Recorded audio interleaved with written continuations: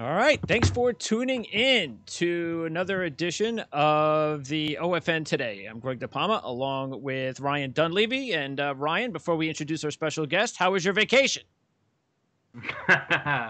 It was good, a staycation. It was the image of me with my feet in a kiddie pool, a beer in one hand, and a hose to spray down my son in the other is the lasting image of 2020 And that's vacation. it, huh? Before 2021. And 2021 vacations, I predict, will be better than 2020. What do you think? I hope so. Can't Yeah, be worse. absolutely. All right. Well, this is a perfect time for us to introduce our special guest. And everything going on right now in the world of sports is centering around the Washington, D.C. area. The Washington Redskins will be no more. So, Ken Marangolo, who's been on this network many times, we did Washington National shows for a few years. And he was on here, of course, recently to talk Washington Redskins football.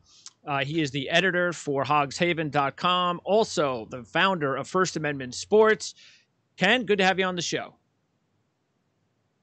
Greg, great to be here, man. And Thanks I for love having me. Nice to meet and you, I Ryan. love and I You love too. the Washington Nationals hat that you've decked out the show for today. No, no Redskins stuff though. How could you do that? Come on, man. Oh, that's not true. That's not true. That's the Chris Cooley game worn. That's the what Chris wore that jersey at the Pro Bowl with Sean Taylor's number on it. The year that Sean Taylor was murdered, he was voted to the Pro Bowl posthumously, and I actually got that jersey from Okay, Chris. awesome. I still don't see no Redskins on it though, so you took the easy way out. All right, Ken. So the reason we wanted you on more than anything is because you do have the pulse of what's going on in the area. Ryan and I talked about this topic last week, but we both also agreed that look, we're not from the area, so we really don't know how the average person or fan of the Redskins feels. So let's start there. How do you feel? I'm first of all, I just want to see football. You call it whatever you want to call the team. The problem is the first name, right? Washington. It's a politics town, Where's my chicken and sound effects? I wish I had that on me. Come on, man, give me something good. I'll give you plenty good. I mean, I was just getting into it. I mean, nothing is apolitical in this town. So That is true. there's rage on both sides of every single issue that there could possibly be in Washington. As a fan, I grew up loving the Washington Redskins. It was a religion that was passed down from my father, from his father, and it's what our church community did. It's what our neighborhood did. It's what my neighborhood and church community still do on Sunday afternoons. It's we watch the Washington Redskins. The name has only ever meant to me that communities that loving something, that's something that belongs to us, but it's football, and I've not been once I took over Hogs Haven in 2009, 2010. I became more and more aware of this undercurrent and really kind of got to learn about how far back it actually went. One of the things I wrote about in my column today was just being reached out to over the years by Native Americans on both sides. Some proud to have the football team name as the Redskins. Some saying it has to be changed. Where were the percentages then?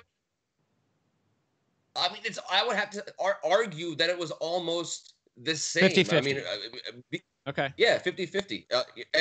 But that's also from people who are caring enough to reach out to someone like me, who has a platform covering the Redskins online. Hogs Haven's had a pretty decent reach, and the issue has become so toxic over the last, especially the last 10 years. You could argue longer.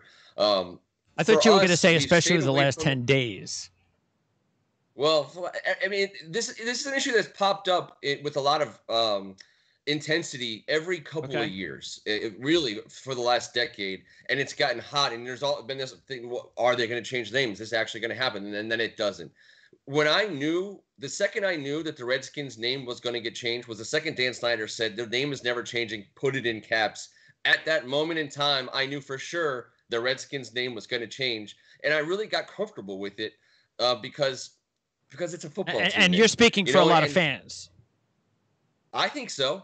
I think there's plenty of people who are going to argue that Dan Snyder's caving, or that somehow it's political correctness, or that elite liberals are attacking a mascot. And that's really what you're getting a dose of here on one side of it. But I've really lost true appreciation for that, quote unquote other side of this argument. It's a team mascot. We need to move on from it as an issue. This football team has focused on all the wrong things since Dan Snyder took over, and the team name is just one of them. If we can start eliminating some of these things that are negative and detract from the experience of winning football, which we haven't done here in quite some time, I'm all for it. And I think to kind of just wrap it up as far as what the name is, who among us doesn't understand that over the course of time, words change their meaning? Even if you wanted to argue that the name is representative of a proud tradition of Native Americans, that word does have negative connotations to folks in our society, and we regularly get rid of those words that were once said and used decades before us. They're just no longer part of the vernacular. The thing I'm most upset with Dan Snyder is he's sort of, in his way of being kind of a jerk over the last 20 years, he may have successfully robbed a bunch of people who only ever knew the Redskins as being a positive thing. And now we're left to sort out, well, what does that mean for us? What do we call it? What do I call the game I went to in the 80s? What do I call the team that Joe Gibbs took to 3 Super Bowls or won 3 Super Bowls? What do I call the team that Sean Taylor played for? Those are the things that we'll wrestle with. But at the end of the day, let's move on. Let's go watch football and hopefully watch a team win. And I just don't care anymore about what's on the side of the helmet. Do you think, let me ask you this, do you think Redskins fans, is there any percentage that stop being fans when they become the Red Wolves or the Red Tails or whatever it is? Is there any percentage that says, nope, I'm switching to the Ravens, or I'm not going to watch football anymore, or I'm done? It was Redskins or bust for me. Is there any percentage of that? Because I go to the games when I cover the New York teams down there, and I see people with headdresses in the stands, and that's not going to work for the Red Wolves or the Red Tails. And hail to the Red Tails. You got to change the lyrics a little bit about brave warriors and whatnot. Is there any people who it's so passionate that it's Redskins or bust? Yeah, I think there's a minority, a vocal minority of fans who are saying, why are we caving? Why they're dying on that sword, and I think they'll go to the Ravens. To the second thing you said, Ryan, about whether they will or won't watch football anymore, Dan Snyder's already killed the football interest in this market. So anyone who was willing to give up watching football because of what the Redskins have done over the last 20 years, they've already stopped watching. Got another one, Ryan? Yeah. So I guess what do you think it's going to be? Like, what do fans want it to be? I say Red Tails, Red Wolves. We saw Jonathan Allen kind of pumped up Red Wolves on his social media account. Like, you have a better feel for it. What do the fans want? What are the players on their social media saying? Like, what's your leader in the clubhouse? And I want Hogs. Well, yeah, I mean, thankfully the Hogs will always be the Hogs. I don't know who that will ultimately offend someday, and when it does, we'll just change that name too. I mean, pig farmers are not going to allow that to happen. They're never going to let it happen. So the Washington Warriors was being prepped as a team name a long time ago, and we all knew it. I have gotten word that the renewing of that is not going to happen. And so whereas I would have said that was the leader in the clubhouse a couple of weeks ago, I don't think that it is. Red Wolves or Red Tails. So we did a thing with the Washington Post a couple years back where we proposed 3 team names, and then we engaged with a graphic artist consortium, and we had like hundreds of logos created for this contest. Red Tails, Warriors, and Renegades. Now, I had proposed at the time Renegades. I liked the gold 70s helmet with the cursive R. Always thought that was the best helmet. And so an R team name really gives them the ability to use that. Whether it's Red Tails or Renegades, I think you are seeing the use of the colors and secondary logos that they still have being a factor in the name going forward.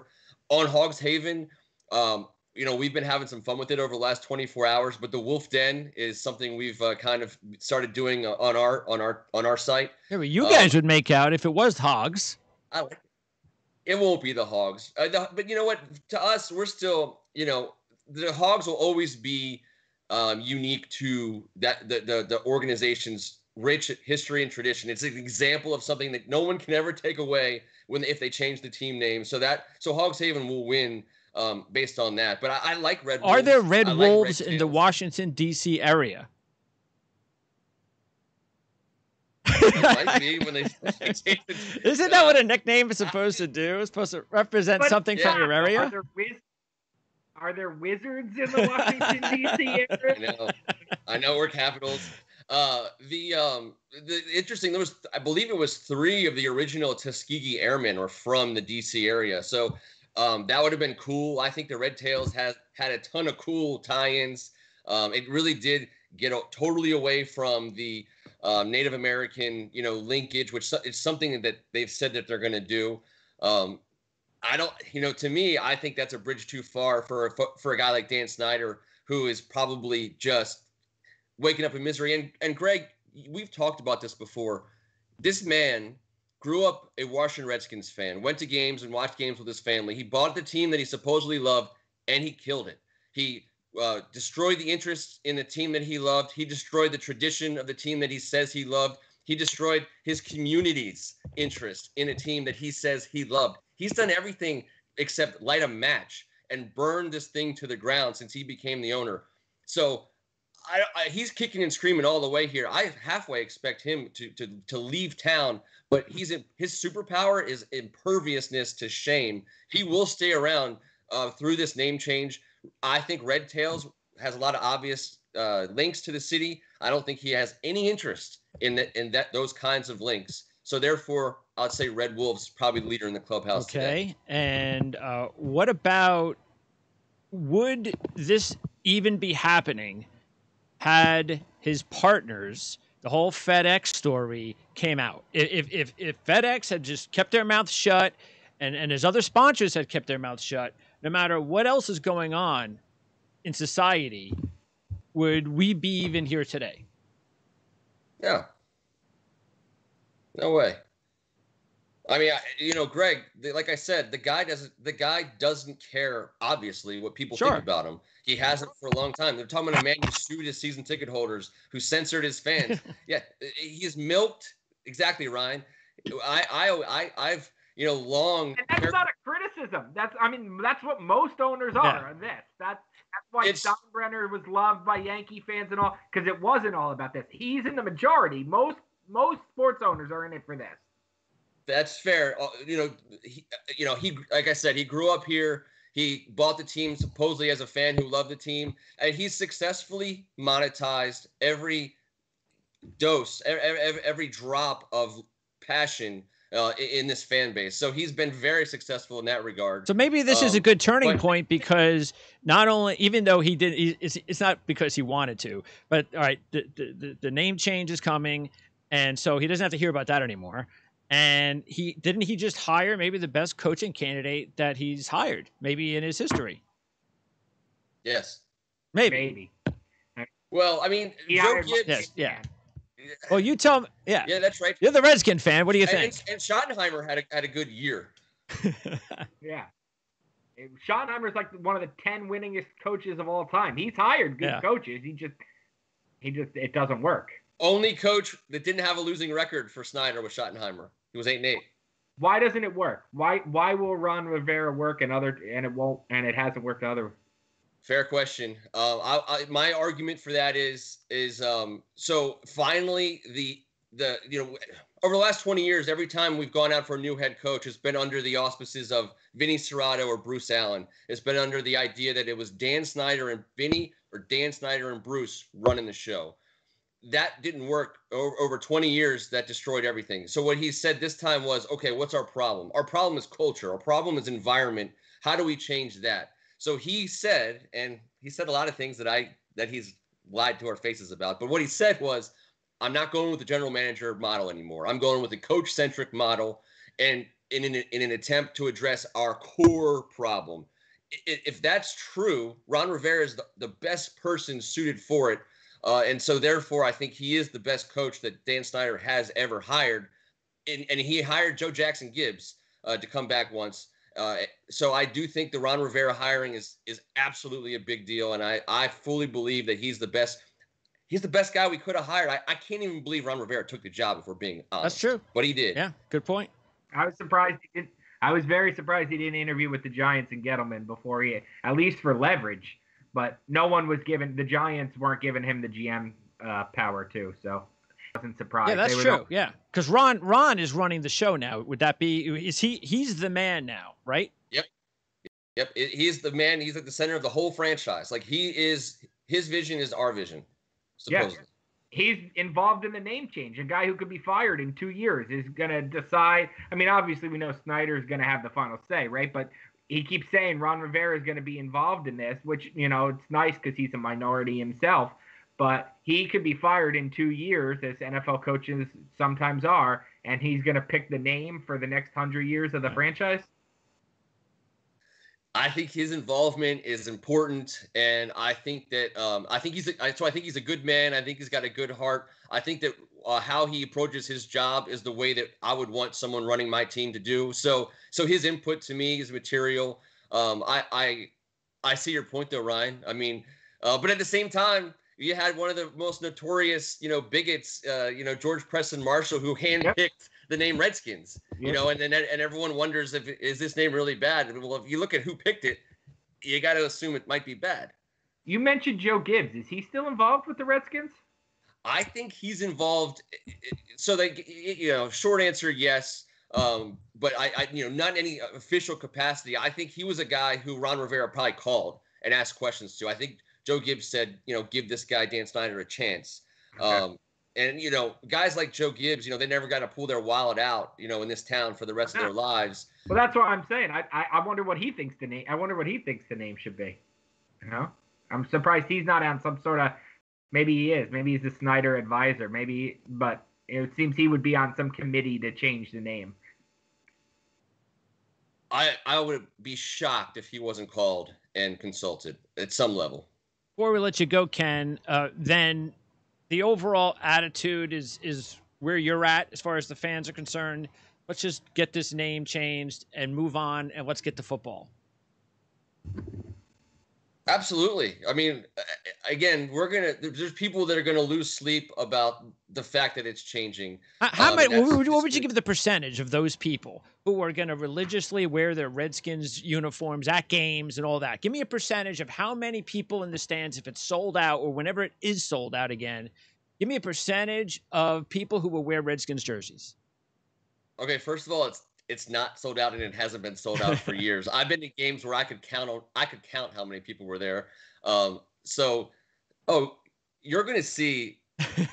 I mean, it's 50% too low a number of people who are going to wear Redskins gear. I think it's too low a number. I think it's 60, 70, maybe 80%, especially that first year of people who, and especially since the NFL makes you strike $100 check for some of these jerseys. Families just can't be out replacing, $125, pieces of clothing. So Greg, to answer your question, there's going to be some people who say, wait, I bought this is the Redskins. This is the jersey I wear on Sundays. I'm bringing it. And there's also going to be people who are going to be very deliberately provocative and confrontational about it. And I think that's also part of it. What they should do is, you remember when LeBron James left the Cavs or something?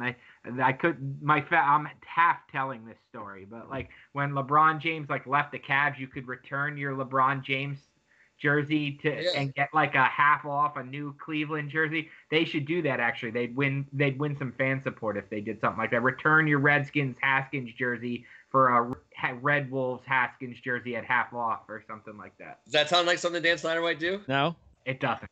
It does not at all. No. Well, even if they did provide that opportunity, I still venture to say most wouldn't take advantage of that offer, because also you're looking at a merchandise situation where that is going to go down in history. Maybe you could pass it along to your son and your grandchildren. Hey, I've got a Redskin jersey. It's signed by so-and-so. That'd be valuable to a really true diehard Redskin fan and somebody who believes in the name. Hey, let me ask you this. You ever go to a Wizards game? Of course. Anybody wear Washington Bullets stuff? This guy. You do? Okay. Hell yeah. Okay. You still see some bullet stuff in the crowd. Oh, without a doubt. I mean, the Bullets name has absolutely never died Okay. around here. Okay. And I also think that just to let you know, Greg, and also we monitor all from about Friday all the way through the weekend, all the various merchandise sites trying to order Redskins gear just to see how it was falling out, and so one at a time orders started getting canceled. Now there are sites out there that are still fulfilling Redskins orders, but most aren't. So that has already stopped. You can't really it's very hard today to buy anything Redskins from any retailer that you would look for. And that's just because the retailer itself doesn't want to be seen profiting from these jerseys, these racial jerseys. That's it. That's all it is. Sure. Because they can make a lot of money by selling those jerseys right now. But they have to. Yeah. But these big companies, they've making enough money so they can let that go and look like the good guys. Ken, appreciate your time. Right. Next time we talk Redskins football, hopefully it'll be some time between now and when the season starts, and we'll get an opportunity to actually talk football and preview the Washington Redskins season. Absolutely. Got a big thing coming up with Chase Young and Dexter Manley. And don't forget about these guys. Absolutely. When do they start? When's opening day? 23rd against your Are you going to be there? Yankees. I'm going to try. If they let people in, I'm going to try to be there. So far? Doesn't sound like it, though. So far, so far it sounds like I'll be watching in my basement the way I watch everything these days. If there's even a game. Hey, Ryan, that's a great point. I'm still not sold that this thing's happening. Correct. Me neither. Wow. Okay, good. I needed that check-in because everyone's calling me crazy, and I'm like, there's nothing that's not getting walked back these days. Not good. All right, Ken. Thank you. Sign off. We'll see you next time. Take care. Thanks, guys. Take care. All right, Ken Marangolo. Again, I've known Ken for quite a long time. Big Redskin fan, big fan of everything going on in the Washington area, and also big high school fan. Matter of fact, his website over on YouTube, they have a nice deal with some of the high schools there, so they're pumping up the high school coverage with his company there at First Amendment Sports. And again, check out hogshaven.com if you're a Redskin fan. And you will get some of the best Washington Redskins coverage you'll find out there on the internet. So let's talk about, before we end this segment, we must talk about the story that bumped your story, because we talked about your story coming out on Monday, Ryan. And I'm typing in Ryan Dunleavy, New York Post. I'm like, I'm not seeing nothing. He said something about Barkley. I'm not seeing nothing. And then I figured, this Baker stuff is taking up all the headlines in the area, and that's exactly what happened, huh? Yeah, so, look, it's still kind of a he said case here, where, so there's a new search warrant out that alleges that DeAndre Baker and Quentin Dunbar and their attorneys were trying to, it suggests they were trying to pay off witnesses who were responsible, and witnesses and victims who were trying to, who are responsible for Baker and Dunbar being charged with aggravated assault and armed robbery. And then the lawyers, of course, say that, no, this isn't the case. They were being extorted. The NFL players were being extorted, and they were trying to get printed evidence, trying to basically set up a sting operation to show they're being extorted. I haven't really figured out why the police wouldn't have been involved in that sting operation, or why there would be some confusion as to if they were alerted on the first day that this is what they were going to do, why they would then file a warrant. But yeah, I mean, from a legal standpoint, this case doesn't look like it's getting dismissed anytime soon, which is what Baker's attorneys had hoped. Yeah, it seemed like when it first came out, it was, these guys are in a lot of trouble. Then nothing, we didn't hear anything for a few weeks. And then the next thing that comes out, it's like, it sounds like there's a complete, whether you want to say it's misidentification of who was involved with the robbery, whatever the case may be. It sounded like things were actually going to work for the benefit of Baker and Dunbar. And then a few weeks later, here we are. And then 2 days later, so obviously we know what the lawyers are trying to do. As soon as a negative account comes out, the lawyers immediately want to spin it their positive way. So they're doing their job. Problem is we don't know are they spinning truths or lies, and we won't find that out until we find that out. Do you know when that's going to be? No, it looks like I said, I think it looks like this is probably headed to court, which for the players probably means the commissioner's exempt list, if not released.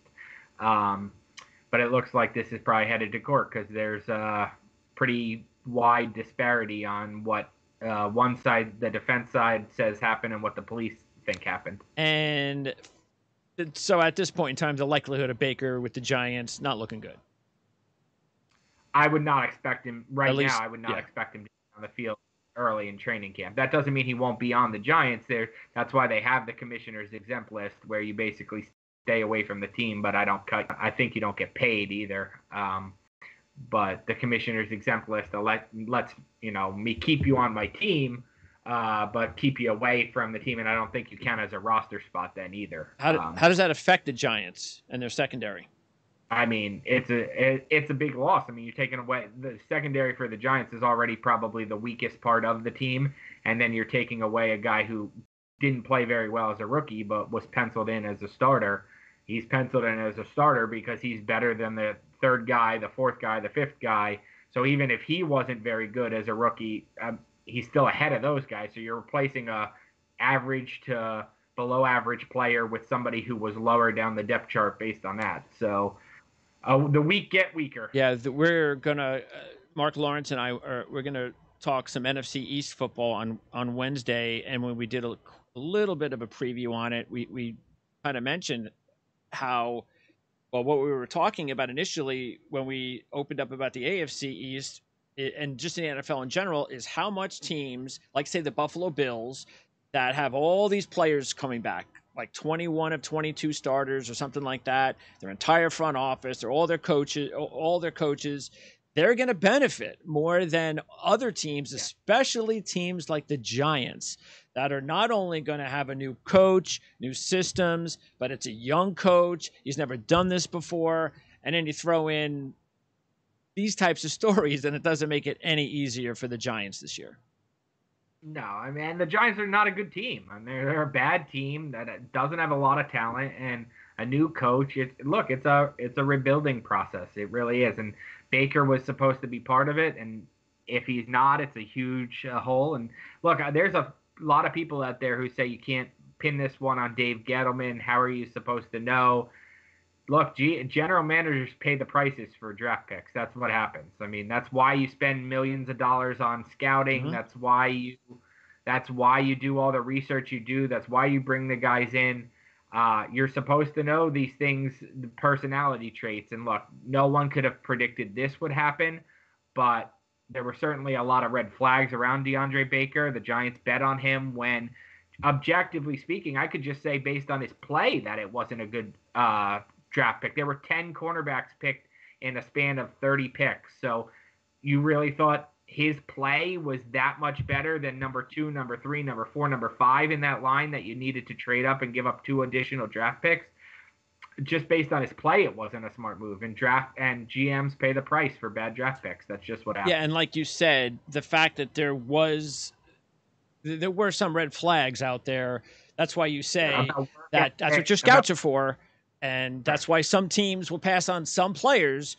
And that's why, whether it was unlucky or lucky, the fact is he will be blamed if things don't go well, which is, that's the job.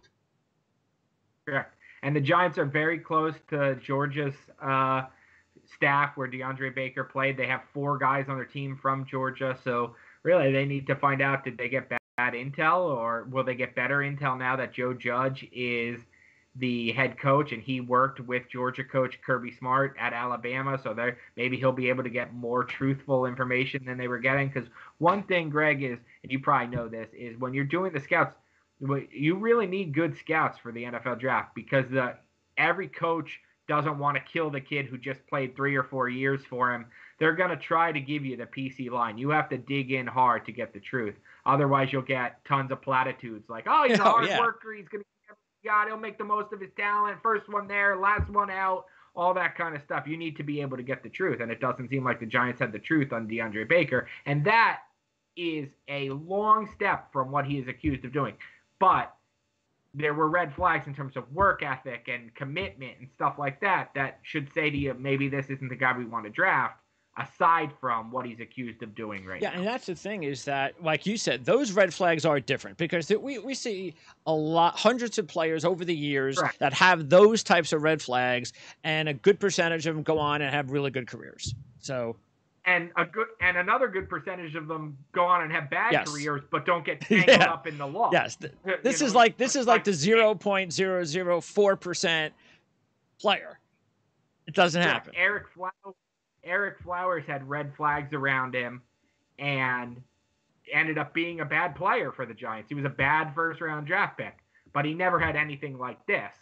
This is, obviously a step beyond that. Speaking of the draft, right here, you can see the 2020 review guide for Ourlads. That's still available. You can go to ourlads.com and order this. And as a matter of fact, you can also order, as I reach down and get the 2020 draft guide, because I still think this is a great opportunity.